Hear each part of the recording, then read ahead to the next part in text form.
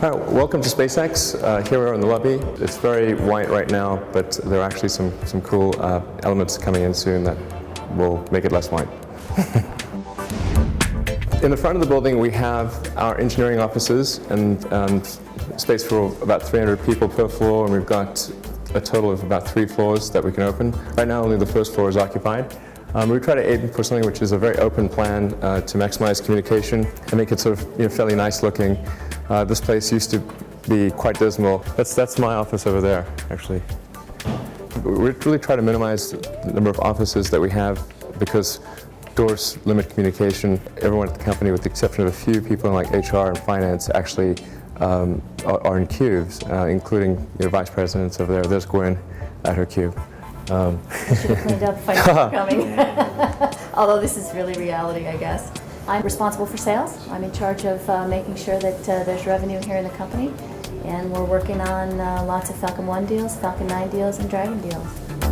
So this is just a little area where people can meet and have sort of an impromptu meeting. Obviously also very open. I think it's actually quite helpful to have this openness because then you can sort of see what people are working on their computers. Like what Matt McCune here is doing.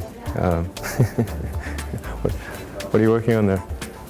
I'm making a assembly documentation for the Draco. Okay. RCS engine. David is driving the development of our in-space thruster, which is called Draco, there's a little piece of it. Well, actually, that's just a sample spun cone. Yeah.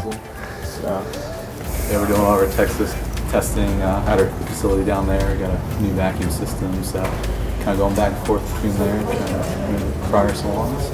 Right. So the Draco engine is what is used in our Dragon spacecraft and also in the upper stage of Falcon 9 for orbital maneuvering and re-entry.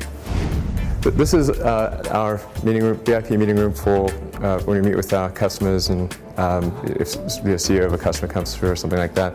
It's kind of cool because it's got this glass that goes opaque, and we put a motion sensor on it, so as you walk in, the glass goes opaque.